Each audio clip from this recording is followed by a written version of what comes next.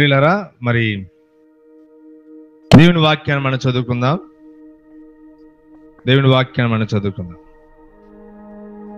కొలస్సీయులకు రాసిన పత్రిక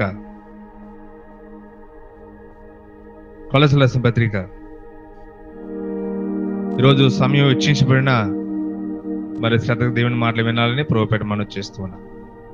కొలస్సీయులకు రాసిన పత్రిక 1వ అధ్యాయము 7వ వచనం నేనే చదువుతూ ఉన్నాను. 1:7. ఎపఫ్రాను మా ప్రియుడైన తోడు దాసుని వలన మీరు సంగతులు నేర్చుకుంటుంది. అతడు మా విషయంలో నమ్మకమైన క్రీస్తు పరిచారకుడు. అతడు ఆత్మయందలి మీ ప్రేమను మాకు తెలిపినవాడు. దేవుడి పరిశుద్ధ లేఖన భాగాలు మనందరి విడితో దీవించి ఆశీర్వదించిన గాక. ప్రియులను గమనించండి, మనము చదవబడిన లేఖన భాగాల్లో అపోస్తలుడు పౌలు కొలస్సీయులకు రాసిన పత్రిక మనం ధ్యానం చేస్తూ ఉన్నాం. కొలస్సీ పత్రికలో, కొలస్సీ పట్టణంలో, కొలస్సీ సంఘంలో పరిశుద్ధులు ఉంటారని, తర్వాత ఏం చేద్దాం, మనం విశ్వాసులైన సహోదరులు ఉంటారనే విషయాలు మనం ధ్యానం చేస్తూ ఉన్నాం. ఇది అపోస్తలుడైన పౌలు రాసిన పత్రిక అని మనం ధ్యానం చేస్తాం. ఇటు వినాలి, వాక్యం మీద దృష్టి పెట్టండి. అపోస్తలుడైన పౌలు రాసిన పత్రిక. ఈ పత్రిక పౌలుకు సహకారిగా తిమోతుండి ఈ పత్రిక వ్రాసినట్లుగా మనం చూస్తూ ఉన్నాం. ఈ పత్రిక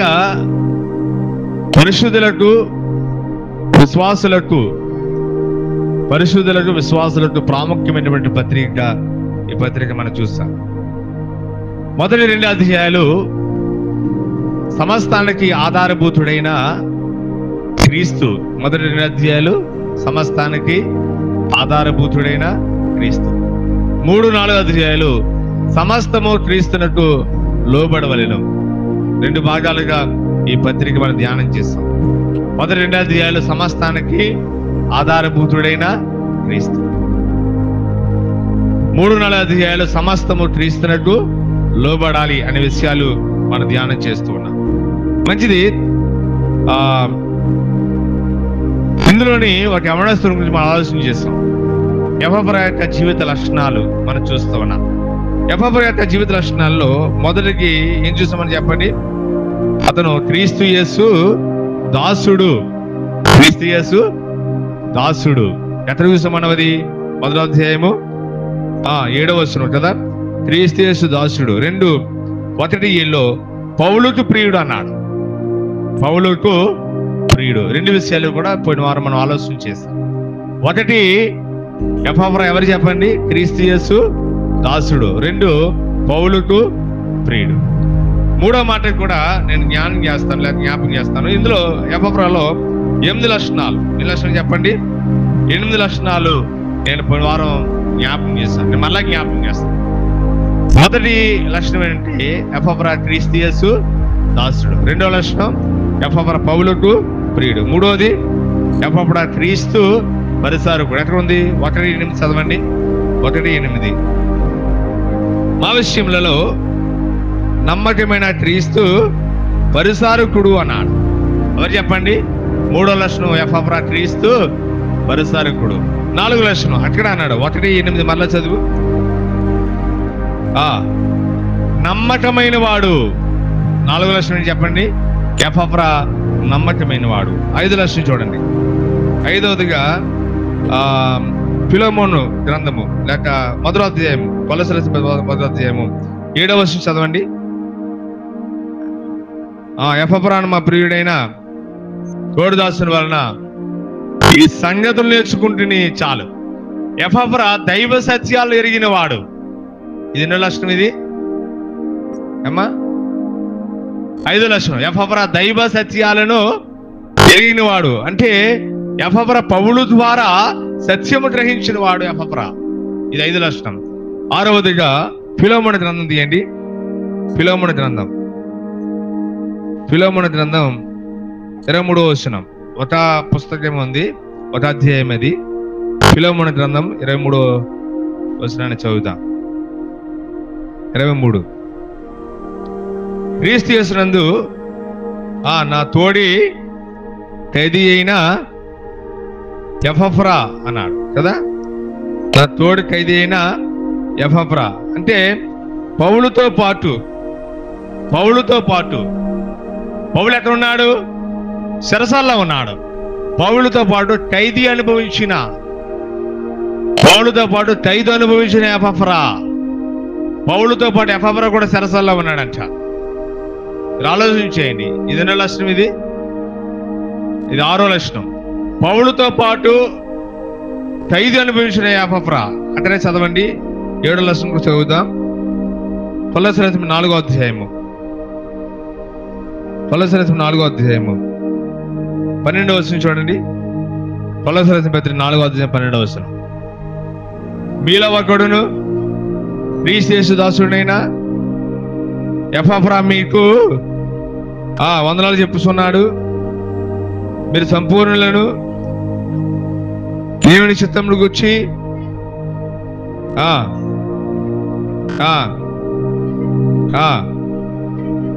ప్రార్థనలో పోరాడుచున్నాడు.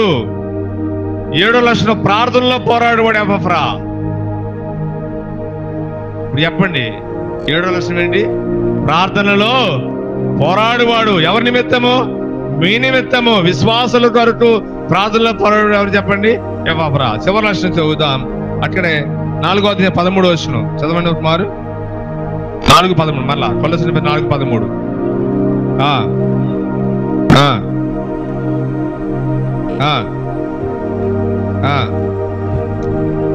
బహుగా ప్రభు పనిలో బహుగా ప్రయాసపడిన వాడు ఎపఫ్రా.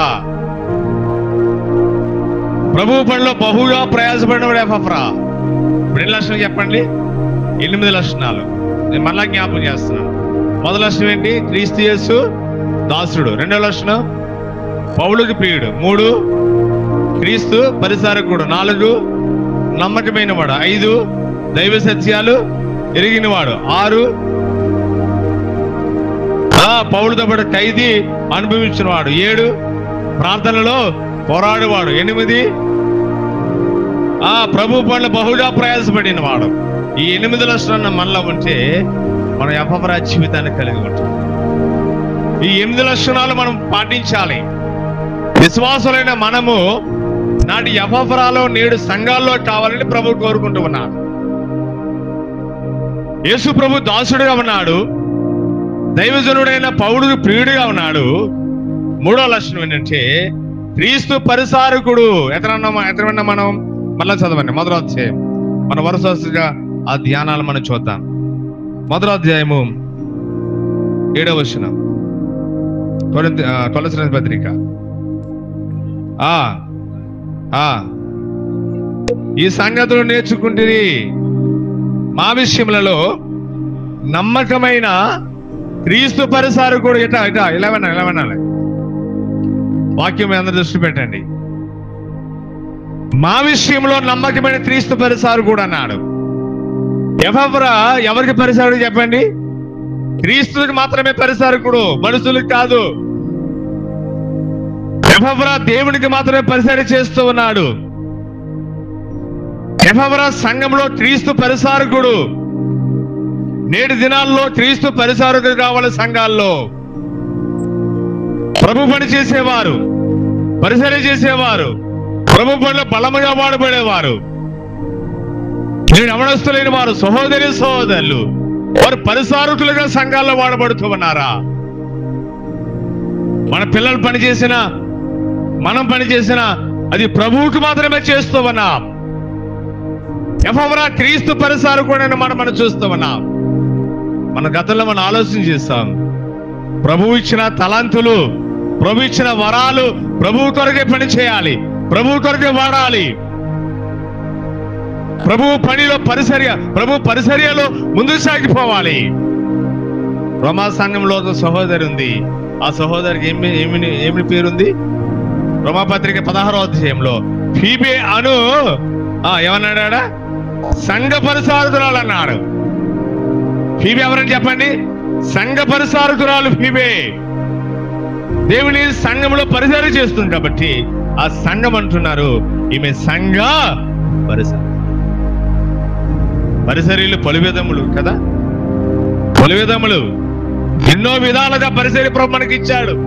సువార్త పని పరిసరీ కాదా, వాక్యం అందించే పని పరిసరీ కాదా, గృహాలు దర్శించే పని పరిసరీ కాదా? ఎన్ని వరాలు, ఎన్ని పరిసరీలు ప్రభు మనకి ఇచ్చాడు. పాటలు పాడే వరం పరిసరీ కాదా? వాక్యం ధ్యానించు, వాక్యం చదివే పని పరిసరీ కాదా?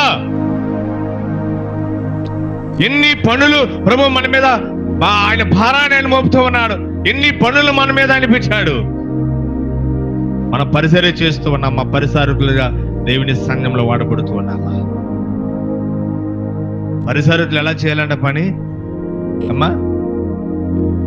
నమ్మకముగా చేయాలి, తగ్గించుకుని తగ్గింపు జీవితాన్ని కలిగి చేయాలి. ఇది మనుషుల పని కాదు, ఇది వ్యక్తుల పని కాదు, దేవుని పని. ఎఫ్రా క్రీస్తు పరిసారకుడు, క్రీస్తు పరిసర్యలో ముందు సాగిపోతున్న ఎఫ్రా. చూడండి తిమోతి రాసిన మొదటి పత్రిక 3వ అధ్యాయం. తిమోతి రాసిన మొదటి పత్రిక 3వ అధ్యాయం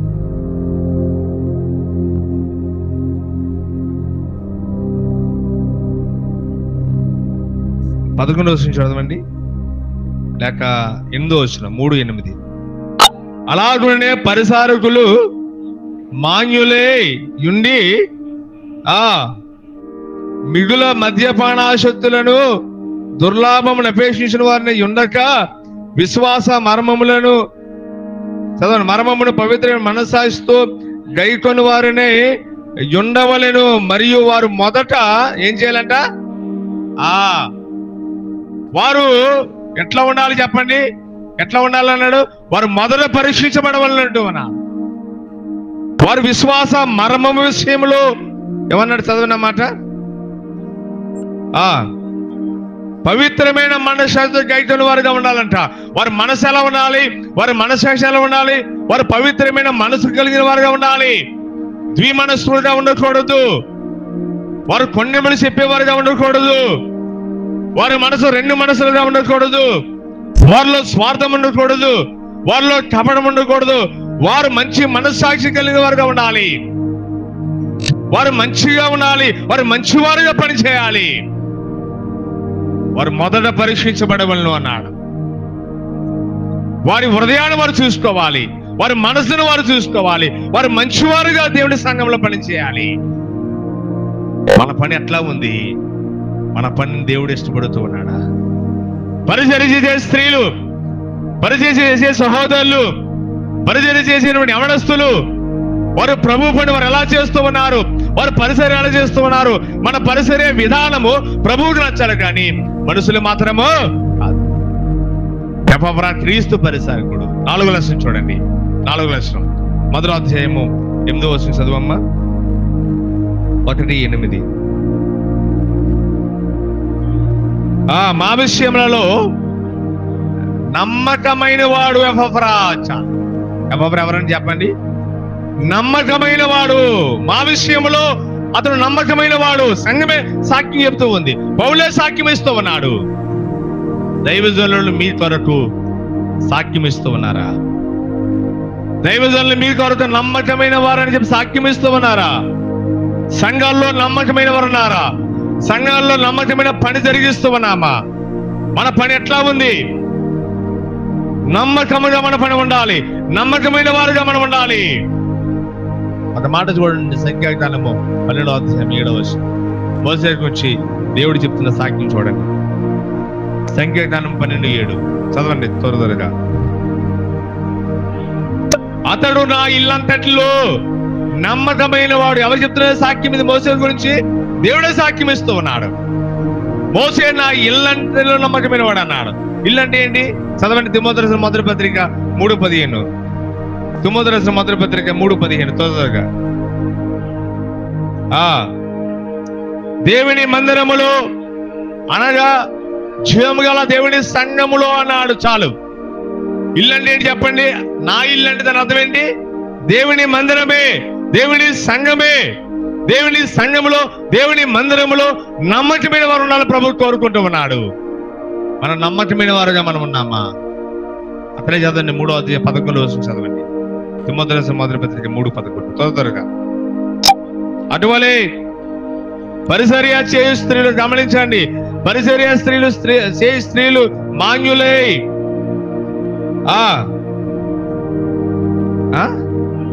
మితానుభావము, అన్ని విషయములలో నమ్మకమైన వారుగా ఉండాలి. పరిచర్య చేయు స్త్రీలు ఎట్లా ఉండాలంట? అన్ని విషయాల్లో నమ్మకమైన వారుగా ఉండాలి. అన్ని విషయాలంటే ఎన్ని విషయాలు? ఎన్ని విషయాలు చెప్పండి? అన్ని విషయాలంటే ఏ విషయాలు? లోకంలో చేసేవన్నీ లోకంలో చేసుకుంటూ వెళ్ళిపోతాం. లోకస్తులు ఏం చేస్తాయి చేసుకుని వెళ్ళిపోతాం. పౌలు అన్నాడు, వ్యర్థమైన వాటి మీద మనసు పెట్టొద్దంటే. లోకంలో వ్యర్థమైనవి, ఇది లోకంలో నమ్మకత్వం కాదు, సంఘంలో నమ్మకత్వం అన్నాడు పౌలు. ఇది సంఘానికి రాస్తూ ఉన్నాడు, లోకస్తులకు రాయడం. ఈ సంఘాన్ని హెచ్చరిస్తూ ఉన్నాడు. సంఘంలో నమ్మకమైన వారుగా ఉండాలి. దేవుని సంఘంలో ఒక పని, లోకంలో సంఘంలో పనిచేసేవారు ఎక్కడ పని చేస్తున్నారు? ఏ మర్యాద ఉంటుంది, ఏ మాదిరి ఉంటుంది చెప్పండి. సంఘంలో వాక్యం నేర్చుకుంటూ ఉన్నాం, సంఘంలో వాక్యాన్ని వింటూ ఉన్నాం, సంఘంలో పని చేస్తూ ఉన్నాం, సంఘంలో ఆరాధన చేస్తూ ఉన్నాం, సంఘంలో ఉంటూ ఉన్నాం. సంఘంలో మనము మళ్ళీ ఎక్కడికి వెళ్ళిపోతాం చెప్పండి? లోకానికి వెళ్ళిపోతూ ఉన్నాం. ఉందా ఆరాధన నమ్మకత్వం? దేవుని పైన నమ్మకత్వం ఉందా? ప్రభువుని ఆరాధించే మనము కూడా నమ్మకము కలిగి ఆరాధన చేయమని ప్రభు నేర్పిస్తూ ఉన్నాడు. ఆయన నమ్మకమైన కుమారుడైన కదా, నమ్మకమైన వాడు. నమ్మకమైన కుమారుని పిల్లలమైన మనము నమ్మకము కలిగి ఉండాలి. దినాల్లో దేవుని పిల్లలు ఎక్కడ అవమానం పాలవుతున్నారంటే, మన ద్వారా ప్రభువు ఎక్కడ అవమానపరచబడుతూ ఉన్నాడు? లోకంలోనే కదా. లోకంలో అపనమ్మకత్వాన్ని కలిగి ఉంటూ ఉన్నాం.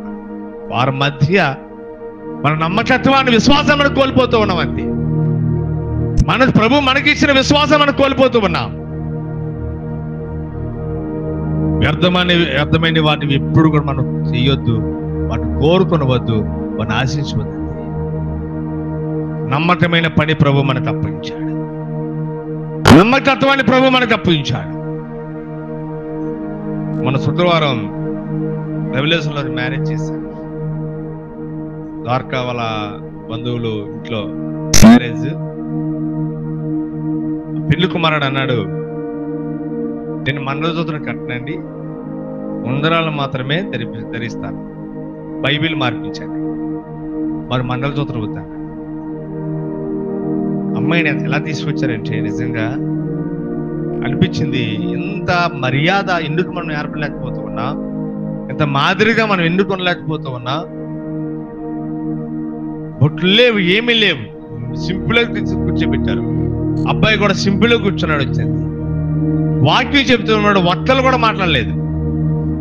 వాక్యం చెప్తున్నప్పుడు వట్టలు కూడా మాట్లాడలేదు. మనకు వాక్యం చెప్తే, మన యేసేపు వాళ్ళ అమ్మాయి కార్యక్రమంలో వాక్యం చెప్తుంటే ఎవరు వాక్యం అనలేదు. ఆ ఫంక్షన్లో కాదు, ఏ ఫంక్షన్ ఏ కార్యక్రమంలో అయినా వాక్యం అంటే ఎవరి పనుల వాళ్ళు, ఎవరి పనుల పనులైతే భోజనాలు భోజనాలు భోజనాలు భోజనాలు రెండయింది. వివాహ కార్యక్రమం వేసేసరికి మొట్టలు లేవలేదు. ఎవరు కూడా భోజనాన్ని నిలబెట్టి కూర్చొని లేవనిస్తుంది. వాళ్ళు ఎవరు కంగారు పెట్టలేదు. వివాహ కార్యం అయిపోయిన తర్వాత అప్పుడు కూర్చున్నారు భోజనాలు అందరూ కూడా లైన్గా. మనం ఇక్కడ కార్యక్రమం జరుగుతుంటుంది, పక్కనే బంతులు బంతులు బంతులు బంతులు భోజనాలు. ఆలోచించేయండి, లోక మర్యాదను పక్కన పెడతా దేవుడు నమ్మకమైన పని మనకు అప్పగించగా నమ్మకమైన పనివారుగా మనం ఉందా? ఎఫ్రా నమ్మకమైన వాడు, దేవుని ఇంటిలో నమ్మకమైన వాడు ఎఫ్రా. పరిచర్య స్త్రీలు నమ్మకమైన వారుగా ఉండాలి. వారు నమ్మకత్వాన్ని కలిగి ఉండాలి.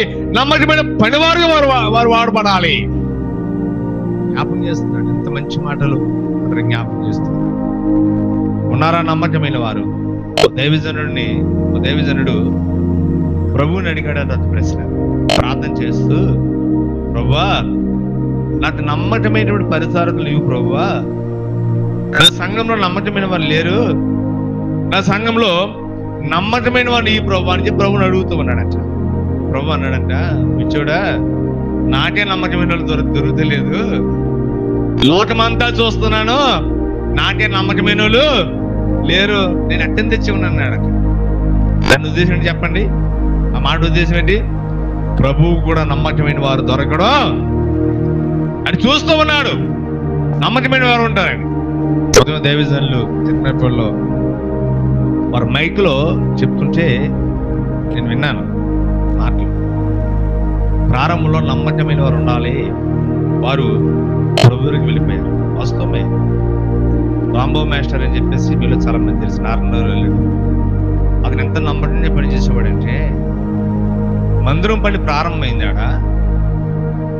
మందిరం పని ప్రారంభం నుండి ఒక్కడే నైట్ 7 అయినా 8 అయినా ఆ మట్టిలో దిగి అతను ఒక్కడే మట్టి తొక్కేవాడు కాళ్ళతో. పునాది ప్రారంభంలో ఎంత ప్రయాసపడ్డాడే నమ్మకంగా. ఆయనకి ఇచ్చిన పని నమ్మకంగా జరిగించాడు. ఆయనకి ఏ పని అప్పగించినా నమ్మకంగా. చుట్టూ కొబ్బరి చెట్లు ఉండేవి. ఆ కొబ్బరి బొండాలు ఎవరు ముట్టుకుని చూడు కాదు, అవన్నీ తీసి అవి అమ్మి ఆ అమౌంట్ తెచ్చి నాన్నగారి చేతిలో పెట్టు, అయ్యా ఇంత అమౌంట్ వచ్చిందండి, ఇంత అయ్యిందని చెప్పేసి ప్రతిదీ కూడా ఆయన అప్పగించేవాడు. ఆయన ఎంత నమ్మకంగా పని చేసేవాడు. పునాది ప్రారంభమైంది, 4 రోజులు ప్రయాసపడ్డాడు. 5వ రోజు కరోనా వల్ల ఆయన బలహీనుడైపోయాడు. హాస్పిటల్లో పెట్టారు. ఈ హాస్పిటలే అన్నవరం గారు పెట్టిన స్వరత్స ఎమర్జెన్సీ హాస్పిటల్ పెట్టగా 3 రోజులు హాస్పిటల్లో ఉండి తర్వాత ఆయన ప్రభు దగ్గరికి వెళ్ళిపోయాడు. ఆయన చనిపోయినప్పుడు నేనే కాదు అతను వచ్చిన వాళ్ళందరూ ఏడిశారు. నమ్మకమైన పరిసరాలను ప్రభు తీసుకెళ్ళిపోయాడు. ఎందుకంటే ప్రభు ఎందుకు తీసుకున్నాడంటే ఆయన పని ఇక్కడ అయిపోయింది. అది ఎవరికి కావాలి, ఎవరికి అవసరం చెప్పండి? ఆ నమ్మకమైన పరిసరాకుడు ప్రభువుకి అవసరం. జన్మపల్లి ఇంక 2 సహోదరులు నమ్మకమైన వాళ్ళు కూడా ప్రభువు వెళ్ళిపోయారు. వాళ్ళందరూ ప్రభువుకి కావాలి. అలాంటి వారికి కావాలని చెప్పి ఉదయం అన్నయ్య మైకులో చెప్తుంటే నాకు బాధేసింది చూసి విని. సంఘాల్లో నమ్మకమైన వారు లేరంతే. ఉండాలి, నమ్మకమైన వారుగా ఉండాలి, పని నమ్మకంగా జరిగించాలి. సగం సాపులేసి విడిచిపెట్టేసి వెళ్ళిపోవడం కాదు, తుడిసి విడిచిపెట్టి వెళ్ళిపోవడం కాదు. ఈ 4 రోజులు కూడా వారికి బాధ్యత తప్పించాను. అవనస్తులకి ఇప్పుడుకొచ్చి ఒక్క పని కూడా నమ్మకం చేయలేదు. రాత్రి కూడా క్లాస్ అయిపోయింది అమ్మాయిలందరికీ. ఒక్క పని కూడా నమ్మకం చేయడం లేదు. వారు ప్రభు పని సేవకులు అప్పగించినప్పుడు అది నమ్మకంగా జరిగించాలి. క్రీస్తు పనిలో నమ్మకత్వం కలిగి ఉండాలి, పరిచర్యలో నమ్మకత్వం కలిగి ఉండాలి, సంఘాల్లో నమ్మకమైన వారు ఉండాలి. ఇది 2 లక్షలు చెప్పండి, చెప్పాలి. నేను ప్రార్థన చేస్తాను, సమయం అవుతుంది. 2 లక్షలు ఇది అమ్మా, 4 లక్షలు కదా, రైట్. 5 లక్షలు చూద్దాం మనం. 5 ఏంటి చెప్పండి, చెప్పాలి త్వరగా చెప్పండి. మీరే చెప్పాలి అమ్మా. పౌలుతో చదవండి అన్నమాట. ఫిలోమోను గ్రంథమా,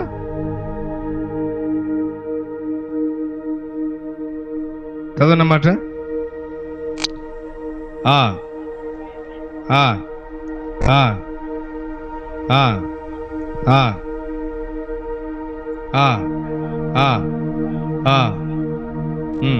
పౌలుతో ఖైదు అనుభవించిన వాడు ఎవరు చెప్పండి? ఎపఫ్రా అన్నాడు. పౌలుతో పాటు చెరసాలకు వెళ్ళిన వాడు ఎపఫ్రా. ఉన్నారా అట్టి వారు? పౌలుతో ఖైదు అనుభవించిన వారు, పౌలుతో చెరసాలలో పౌలుతో శ్రమలు అనుభవించినటువంటి నాటి ఎపఫ్రాలు కావాలి. పౌలు ఖైదులో ఉన్నాడు, పౌలు చెరసాల్లో ఉన్నాడు, పౌలుతో పాటు ఎపఫ్రా కూడా ఖైదు అనుభవించాడంట. ఎంత మంచి మాట అతను మాట్లాడుతూ ఉన్నాడు. దేవుని సేవకులతో శ్రమ అనుభవించేవారు, దేవుని సేవకులతో సహకారంగా ఉండి వారి శ్రమలో పాలు పొందిన వారు, వారి శ్రమలో ఆదరించిన వారు, వారి శ్రమలో వాదాల్సిన వారు, వారి శ్రమలో పాలుభావిస్తులు అయిన వారు 7 సంఘాల్లో కావాలని ప్రభు కోరుకుంటూ ఉన్నాడు. మోసే ఏమన్నాడు? ఏప్రిల్ 11వ అధ్యాయం 24వ వచనంలో మోషే పెద్దవాడైనప్పుడు దేవుని ప్రజలతో శ్రమ అనుభవించుట, ఐగుప్తు ధనం నాకు వద్దు, ఆ ఆస్తి నాకు వద్దు, ఆ ఐశ్వర్యం నాకు వద్దు, నేను దేవుని ప్రజలతోనే శ్రమ అనుభవించాలి. దేవుని ప్రజలతో శ్రమ అనుభవించాడు. అరణ్యంలో ఉండగా వారు దూషించారు, వారు కొట్టారు, వారు గాయపరిచారు, వారు హేళన చేశారు, వారు ఎన్నో మాటలు అన్నారు, హేళన చేశారు. అయినా మోషే తగ్గించుకున్నాడు. వారు దూషించినప్పుడల్లా మోషే ఎవరి వైపు చూశాడంట? ఎవయా మోషే, ఐగుప్తులో సమాధులు లేవా? ఎందుకే మమ్మల్ని చంపుతావు? మోషేని దూషించారు, అంత మాత్రం కాదు, మోషేని గాయపరిచారు. ఇంకొక మాట కూడా అట్లా ఇశ్రాయేలు అన్నారంట, మోషే దేవునితో మాట్లాడాలని వెళ్ళాడు. ఇప్పుడు వాళ్ళు అన్నారంట, అహరోనుతో అంటున్నారంట, అహరోను, మోషే అనువాడు ఏమాయనో మాకు తెలియదు, అంతవరకు అయ్యారు అన్నటువంటి ఆ మోషే ఏమైపోడు వాళ్ళ దృష్టిలో చెప్పండి? వాడైపోయాడు అంతే. అయ్యారు వందనాలు చెప్పిన వాళ్ళు ఏమన్నారు చెప్పండి? భాషలు కనపడదని అయ్యా వందనాలు అంటాం. చెప్పిన తర్వాత ఇది వందనాలు చెప్పాలా అన్న మాట ఎలా ఉంటుంది చెప్పండి? దూసన మాట కదా ఇది. మన అమనస్తులు కూడా కొంతమంది బాధపడకండి, మైకులు చెప్తున్నాడు, సేవకుల్ని అతను ఇతను అనే మాట సంపాదిస్తున్నారు. రాత్రి కూడా ఒక మాటను బాధేసి గాయపడింది, ఇంటికి చాలా నిద్ర పడలేదు. మరి అమనస్తుడు అతను ఇతను అన్న మాట అన్నాడు. దేవుని సేవకులతో మాట్లాడేటప్పుడు, దేవుని సేవకులు సంబోధించినప్పుడు మన లాంగ్వేజ్ మార్చుకోవాలి, మన భాష మార్చుకోవాలి. దేవుని సేవకులు అభిషేకించబడిన వారు, దేవుని సేవకులు దేవుని పిలుపులో ఉన్నవారు, దేవుని సేవకులు దేవుని ఏర్పాటులో ఉన్నవారు, వారిని మనం ఎలా సంబోధించాలి? మనకు దైవజనులు చెప్పారు, వారిలో లోపాలు ఉంటే వాళ్ళ లెక్క దేవునికి అప్పగించుకుంటారు. వాళ్ళు అనడాన్ని మనం సరిపోదు. అనద్దని చెప్తున్నాను, దేవుని సేవకుల విషయం చెప్తున్నాను. దేవుని సేవకులతో పాటు శ్రమ అనుభవించిన వారు, దేవుని సేవకులతో పాటు మనము మరి వారి కష్టాల్లో ఉంటుండగా మనం ఆదరించడం మన బాధ్యత, విశ్వాసుల యొక్క బాధ్యత. ఒక మాట జ్ఞాపకం చేస్తాను. పేతురు సరసాల్లో ఉన్నాడు, సంఘం అంతా ఏం చేస్తున్నాడు చెప్పండి? ప్రార్థన చేస్తారు. పేతురు సరసాల్లో ఉండగా సంఘం అంతా వారు మామూలు కూర్చోలేదు, వారు ప్రార్థన చేస్తూ ఉన్నారు. ఎందువల్ల చెప్పండి? మా దైవజనుడు సరసాల్లో ఎపఫ్రా పౌలుతో పాటు ఖైదీ అనుభవించిన వాడు. దేవుని సేవకులతో మనం శ్రమ అనుభవించాలి, దేవుని సేవకులతో మనం కష్టం అనుభవించాలి. వారు సువార్త పనిలో శ్రమపడుతూ ఉన్నారా? సువార్త పనిలో కష్టపడుతూ ఉన్నారా? సువార్త పనిలో ఇబ్బందులు పడుతూ ఉన్నారా? దేవుని పనిలో వారు ఇబ్బంది పడుతూ ఉన్నారా? మనం ఏం చేయాలి? మనం ఆదరించాలి, వారు ఆదరించి వారితో పాటే మనం ఉండాలి. పౌలు సువార్త యాత్ర ప్రారంభం నుండి చూడండి, పౌలు సువార్త ప్రారంభం నుండి కూడా ఎపఫ్రా, తిమోతి, ఒనేసిము, మార్కు, లోకా, బర్నబా, అరిస్టార్కు, చాలా మంది అతను జ్ఞాపకం చేస్తున్నాడు. వీళ్ళందరూ కూడా పౌలుతో పాటే ఉన్నారంట. అంటే పౌలు ఎన్ని దూషణలు పడ్డాడు, పౌలు ఎన్ని హేళన చేయబడ్డాడు, పౌలు ఎంతమందితో చివర్లు తిన్నాడు. కానీ పౌలుతో పాటు ఎవరిని కూడా అంటారు చెప్పండి? ఇప్పుడు నాతో యేసేపురు, రమేష్ ఉన్నారు అనుకోండి, వాస్తవానికి నేను వెళ్ళిపోతున్నాను, వారిద్దరు వెనకలు వస్తున్నారు అనుకోండి. సువార్త అంటే వాళ్ళకి ఇష్టం లేదు. ఎవరికి? వీళ్ళిద్దరికి కాదు, విన్నవారికి. వారు దేవుడు అని ఇష్టం లేదు. వాళ్ళు వచ్చినప్పుడు నన్ను అతను కొడతారు, వాళ్ళిద్దరిని కొడతారు చెప్పండి? నన్ను కొడతారు, నాతో పాటు వాళ్ళకు కూడా దెబ్బలు తింటారు. ఎందువల్ల? నాతో వచ్చారు కాబట్టి. నాతో వచ్చిన వాళ్ళు బలి అయిపోతారు. ఒకసారి జరిగింది గతంలో కదా. రాత్రి పాపం రాజు, రమేష్ కూడా వారు చాలా ఇబ్బందులు ఎదుర్కొన్నారు. యేసేపురు వచ్చి ఉన్నారు కదా మీరు, యేసేపురే ఇంపార్టెంట్. నన్ను యేసేపురితో పాటు వాళ్ళిద్దరిని కూడా కొట్టారు. వాస్తవం ఇది. నేను ఎప్పుడైనా ఆ రూట్ వెళ్ళినప్పుడు ఆ వీధి చూస్తాను, లేదా అదే సీలు గుర్తొస్తుంది. అన్నాడు మన వారందరూ ఎక్కడ కూర్చున్నారు, కానీ పోలీసులు ఎదుర్కొ ఎలా నిలబడ్డా చెప్పండి. అది మన తగ్గింపు జీవితం కదా. చేతులు కట్టుకుని నిలబడి దేవుని పిల్లలంటే ఎంత లోటువో చూడండి. సువార్త పనికి ఆటంకాలు జరుగుతూ ఉన్నాయి, సువార్త పనికి అడ్డంకులు ఏర్పడుతూ ఉన్నాయి. మనం సువార్త పని మనది, మన పని అని గమనించి గ్రహించి సువార్త పనిలో సేవకులు వెళుతుంటే వారికి సహకారులుగా, విశ్వాసులుగా, పరిసారకులుగా, సహోదరి ఉన్న మనము వారి కష్టాల్లో మనం పాల్పంచుతాం. పౌలుతో పాటు ఖైదీ అనిపించినాడు. పౌలు వెళ్ళాడు, పౌలుతో పాటు ఎఫ్ఎఫ్రా కూడా, ఎఫ్ఎఫ్రా కాదు, ఎఫ్ఎఫ్రాతో పాటు ఎవరున్నారు చదవండి అన్నమాట. చదవండి ఇతర మాట ఫిలోమోను 23వ అధ్యాయం. ఎవరో ఉన్నారు చూడండి పౌలుతో పాటు. ఎఫ్ఎఫ్రా అక్కడ మాత్రమే కాదు, ఎఫ్ఎఫ్రాతో పాటు మార్కు, తర్వాత అరిస్టార్కు, తర్వాత దేమా, తర్వాత లోకా, తర్వాత వందనాలు. ఎంత నుంచి వందనాలు చెప్తున్నారు వాళ్ళు. చెరసాల్లో ఉన్నవారు వందనాలు చెప్పడం ఏంటి? చెరసాల్లో ఉన్నవారు ఎలా ఉంటారో చెప్పండి, ఏడుస్తూ బాధతో ఉంటారు. కానీ ఏం చెప్తున్నారు వారు చెప్పండి, వందనాలు చెప్తూ ఉన్నారు. చెరసాల్లో ఉన్నవారు వారు వందనాలు చెప్తూ ఉన్నారు.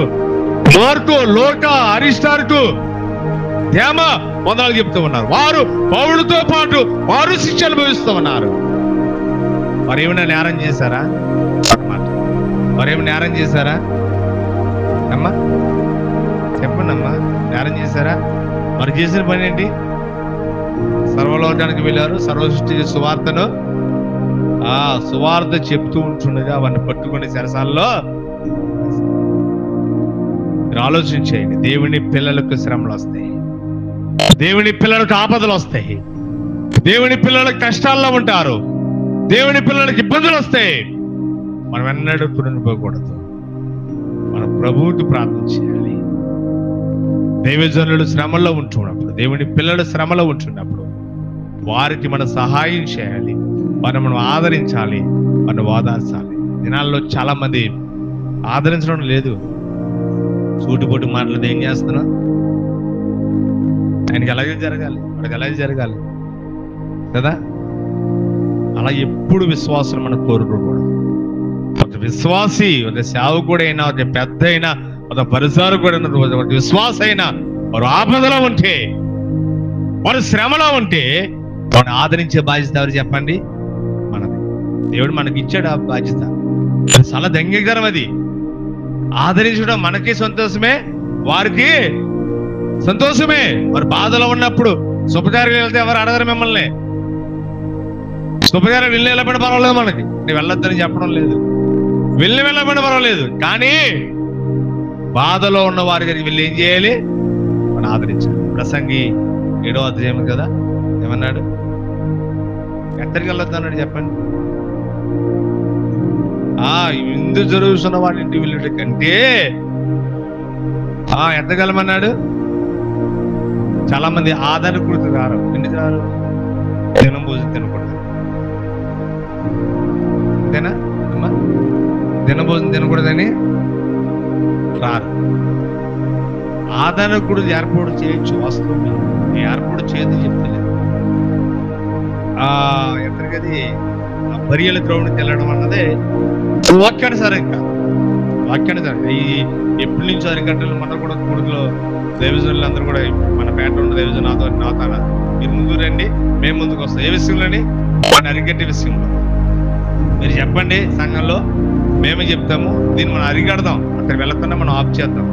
ఆఫ్ చేసి ఆదాన కుడికి మాత్రం ఏర్పడి దాని ద్వారా వాక్యం మనం చెప్తాం. ఆదాన కుడికి వెళ్ళడం తప్పేం లేదు, అతను భోజనం చేయడం తప్పేం లేదు. మరి మన పూజలు చేసి అవి చేసి పెట్టారు మనకి, దాన్ని పూర్తిగా ఖండిస్తాను నేను.